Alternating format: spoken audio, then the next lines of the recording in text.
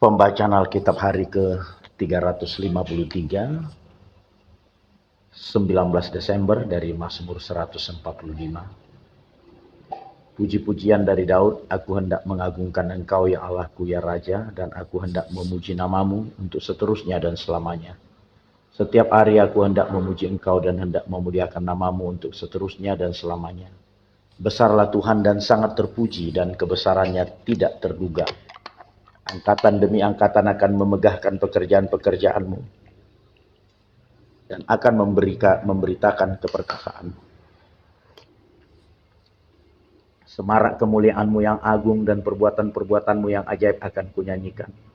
Kekuatan perbuatan-perbuatanmu yang dahsyat akan diumumkan mereka, dan kebesaranmu hendak kuceritakan. Peringatan kepada besarnya kebajikanmu akan dimasyhurkan mereka, dan tentang keadilanmu mereka akan bersorak-sorai. Wahyu 11. Dua saksi Allah. Kemudian diberikanlah kepadaku sebatang bulu seperti tongkat pengukur rupanya, dengan kata-kata yang berikut. Bangunlah dan ukurlah bait suci Allah dan mezbah dan mereka yang beribadah di dalamnya, tetapi kecualikan pelataran bait suci yang di sebelah luar. Janganlah engkau mengukurnya, karena ia telah diberikan kepada bangsa-bangsa lain, dan mereka akan menginjak-injak kota suci 42 bulan lamanya. Dan aku akan memberi tugas kepada dua saksiku, supaya mereka bernubuat sambil berkabung 1260 hari lamanya. Mereka adalah kedua pohon zaitun dan kedua kaki dian yang berdiri di hadapan Tuhan semesta alam. Dan jikalau ada orang yang hendak menyakiti mereka, keluarlah api dari mulut mereka menghanguskan semua musuh mereka. Dan jikalau ada orang yang hendak menyakiti mereka, maka orang itu harus mati secara itu. Mereka mempunyai kuasa menutup langit supaya jangan turun hujan selama mereka bernubuat. Dan mereka mempunyai kuasa atas segala air untuk mengubahnya menjadi darah, dan untuk memukul bumi dengan segala jenis malapetaka setiap kali mereka menghendakinya. Dan apabila mereka telah menyelesaikan kesaksian mereka, maka binatang yang muncul dari jurang maut akan memerangi mereka dan mengalahkan serta membunuh mereka. Dan mayat mereka akan terletak di atas jalan raya kota besar, yang secara rohani disebut Sodom dan Mesir, di mana juga Tuhan mereka disalibkan. Dan orang-orang dari segala bangsa dan suku dan bahasa dan kaum melihat mayat mereka 3,5 hari lamanya. Dan orang itu tidak memperbolehkan mayat mereka dikuburkan. Dan mereka yang diam di atas bumi bergembira dan bersuka cita atas mereka itu, dan berpesta dan saling mengirim hadiah, karena kedua nabi itu telah merupakan siksaan bagi semua orang yang diam di atas bumi. 3,5 hari kemudian masuklah roh kehidupan dari Allah ke dalam mereka, sehingga mereka bangkit, dan semua orang yang melihat mereka menjadi sangat takut. Dan orang-orang itu mendengar suatu suara yang nyaring dari sorga berkata kepada mereka, naiklah kemari. Lalu naiklah mereka ke langit diselubungi awan, disaksikan oleh musuh-musuh mereka. Pada saat itu terjadilah gempa bumi yang dahsyat, dan 1/10 bagian dari kota itu rubuh, dan 7.000 orang mati oleh gempa bumi itu, dan orang-orang lain sangat ketakutan, lalu memuliakan Allah yang di sorga. Celakalah yang kedua sudah lewat, lihatlah celaka yang ketiga segera menyusul. Lalu malaikat yang ketujuh meniup sangkakalanya, dan terdengarlah suara-suara nyaring di dalam sorga, katanya, pemerintah atas dunia dipegang oleh Tuhan kita, dan Dia yang diurapinya. Dan Ia akan memerintah sebagai raja sampai selama-lamanya. Dan ke-24 tua-tua yang duduk di hadapan Allah di atas tata mereka tersungkur dan menyembah Allah sambil berkata, kami mengucap syukur kepadamu ya Tuhan, Allah yang Maha Kuasa, yang ada dan yang sudah ada. Karena Engkau telah memangku kuasamu yang besar, dan telah memulai memerintah sebagai raja.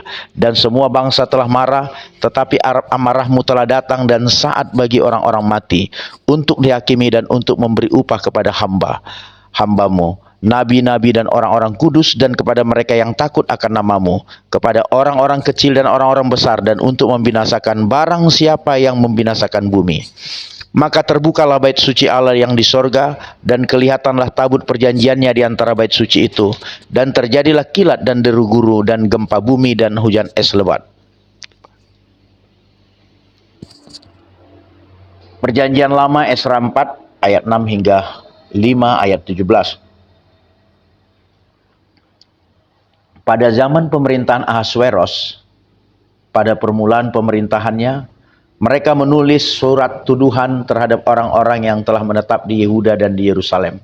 Dan pada zaman Artasasta ditulislah surat oleh Bislam, Mitredat dan Tabel serta rekan-rekannya yang lain kepada Artasastra, raja negeri Persia. Naskah surat itu ditulis dalam bahasa Aram dengan terjemahannya dalam bahasa Aram. Rehum, bupati, dan Simsai, panitera, telah menulis surat terhadap Yerusalem kepada Raja Artasasta yang isinya sebagai berikut.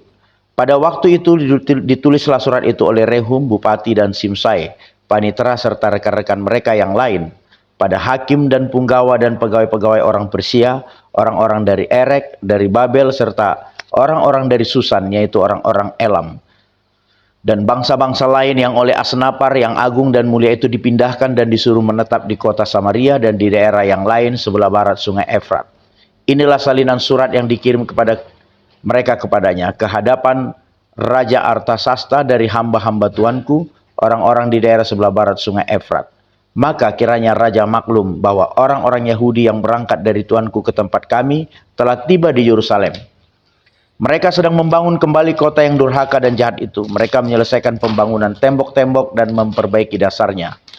Kiranya raja maklum bahwa jikalau kota itu sudah dibangun dan tembok-temboknya sudah selesai, orang tidak lagi membayar pajak, upeti, atau bea, sehingga kota itu akhirnya mendatangkan kerugian kepada raja-raja. Sekarang oleh karena kami mempunyai hubungan dengan raja dan tidak patut bagi kami melihat raja kena celah, maka oleh sebab itu kami menyuruh orang memberitahukan hal itu kepada raja, supaya diadakan penyelidikan dalam kitab riwayat nenek moyang tuanku. Di dalam kitab riwayat itu tuanku akan mendapati dan mengetahui bahwa kota itu kota durhaka yang selalu mendatangkan kerugian kepada raja-raja dan daerah-daerah, dan bahwa orang selalu mengadakan pemberontakan di dalamnya sejak zaman dahulu. Itulah sebabnya maka kota itu dibinasakan. Kami ini memberitahukan kepada raja bahwa jikalau kota itu sudah dibangun kembali dan tembok-temboknya sudah selesai, maka bagi tuanku kelak tidak ada lagi milik di daerah sebelah barat sungai Efrat. Maka raja mengirim surat jawaban ini kepada Rehum, bupati, dan Simsai, panitera, serta rekan-rekan mereka yang lain, yang tinggal di Samaria dan di daerah yang lain seberang sungai Efrat. Salam, maka sekarang surat yang kami kirim kepada kami telah dibacakan kepadaku dengan jelas. Lalu atas perintahku telah diadakan penyelidikan dan didapati bahwa kota itu sejak zaman dahulu selalu bangkit melawan raja-raja dan bahwa penduduknya selalu mendurhaka dan memberontak. Lagi pula, dahulu ada raja-raja yang berkuasa atas Yerusalem yang memerintah seluruh daerah seberang sungai Efrat. Dan kepada mereka dibayarlah pajak, upeti, dan bea. Oleh sebab itu, keluarkanlah perintah untuk menghentikan orang-orang itu, supaya kota itu jangan dibangun kembali sebelum aku mengeluarkan perintah, dan ingatlah baik-baik supaya jangan kamu perbuat suatu kelalaian dalam perkara ini. Apakah gunanya kerusakan yang menjadi kerugian raja-raja itu bertambah besar? Maka setelah salinan surat Raja Artasasta dibacakan kepada Rehum dan Simsai, panitera, dan rekan-rekan mereka, berangkatlah mereka dengan segera ke Yerusalem mendapatkan orang-orang Yahudi, dan dengan kekerasan mereka memaksa orang-orang itu menghentikan pekerjaan itu. Pada waktu itu terhentilah pekerjaan membangun rumah Allah yang di Yerusalem, dan tetap terhenti sampai tahun yang kedua zaman pemerintahan Darius, raja negeri Persia. Tetapi Nabi Hagai dan Zakaria bin Ido, kedua nabi itu bernubuat terhadap orang-orang Yahudi yang tinggal di Yehuda dan di Yerusalem dalam nama Allah Israel yang menyertai mereka. Pada waktu itu mulailah Zerubabel bin Sealtiel dan Yesua bin Zozadak membangun rumah Allah yang ada di Yerusalem. Mereka didampingi dan dibantu oleh nabi-nabi Allah. Tetapi pada waktu itu juga datanglah kepada mereka Tatnai, bupati daerah sebelah barat sungai Efrat, bersama-sama dengan Setar-Bosenai dan rekan-rekan mereka. Dan beginilah katanya kepada mereka, siapakah yang memberi perintah kepadamu untuk membangun rumah ini dan menyelesaikan tembok ini? Lalu katanya pula kepada mereka, siapakah nama orang-orang yang mendirikan bangunan ini? Tetapi mata Allah mengamat-amati para tua-tua orang Yahudi, sehingga mereka tidak dipaksa berhenti oleh orang-orang itu sampai pada berita diterima oleh Darius, dan kemudian dikirim kembali surat jawaban mengenai hal itu. Inilah salinan surat yang dikirim Tatnai, bupati daerah sebelah barat sungai Efrat, bersama-sama dengan Setar-Bozenai dan rekan-rekannya, para punggawa daerah sebelah barat Sungai Efrat, kepada Raja Darius. Mereka mengirim laporan tertulis kepadanya yang bunyinya sebagai berikut. Kehadapan Raja Darius, salam sejahtera. Kiranya Raja maklum bahwa kami datang ke daerah Yehuda, ke rumah Allah yang maha besar. Rumah itu sedang dibangun dengan batu yang besar-besar, sedang dindingnya dilapis dengan kayu, dan pekerjaan itu dikerjakan dengan seksama dan berjalan lancar di tangan mereka. Kemudian kami menanyai para tua-tua itu, dan beginilah kata kami kepada mereka, siapakah yang memberi perintah kepadamu untuk membangun rumah ini dan menyelesaikan tembok ini? Lagi pula kami tanyakan kepada mereka nama-nama mereka untuk memberitahukannya kepada tuanku, dengan mencatat nama orang-orang yang mengepalai mereka. Inilah jawaban yang diberikan mereka kepada kami. Kami adalah hamba-hamba Allah semesta langit dan bumi, dan kami membangun kembali rumah yang telah didirikan bertahun-tahun sebelumnya. Didirikan dan diselesaikan oleh seorang raja Israel yang agung. Tetapi sesudah nenek moyang kami membangkitkan murka Allah semesta langit, maka diserahkannya ke dalam tangan Nebukadnezar, raja negeri Babel orang Kasdim, yang merusak rumah itu dan mengangkat bangsa itu sebagai tawanan ke negeri Babel. Akan tetapi pada tahun pertama zaman Kores, raja negeri Babel, dikeluarkanlah perintah oleh Raja Kores untuk membangun rumah Allah ini. Juga perlengkapan emas dan perak dari rumah Allah yang telah diambil oleh Nebukadnezar dari bait suci yang di Yerusalem dan dibawa ke dalam bait suci yang di Babel. Diambil pula oleh Raja Kores dari bait suci yang di Babel itu dan diserahkan kepada seorang yang bernama Sesbasar yang telah diangkatnya menjadi bupati. Perintahnya kepadanya, ambillah perlengkapan ini, pergilah dan taruhlah itu di dalam bait suci yang di Yerusalem, dan biarlah rumah Allah dibangun di tempatnya yang semula. Kemudian datanglah Sesbasar meletakkan dasar rumah Allah yang ada di Yerusalem, dan sejak waktu itu sampai sekarang dikerjakanlah pembangunannya. Hanya belum selesai. Oleh sebab itu, jikalau dianggap baik oleh raja, maka hendaklah diadakan penyelidikan di dalam gedung perbendaharaan raja di sana, di Babel. Apakah pernah dikeluarkan perintah oleh Raja Kores untuk membangun kembali rumah Allah yang di Yerusalem itu? Kemudian keputusan raja tentang hal itu kiranya dikirimkan kepada kami. Amin.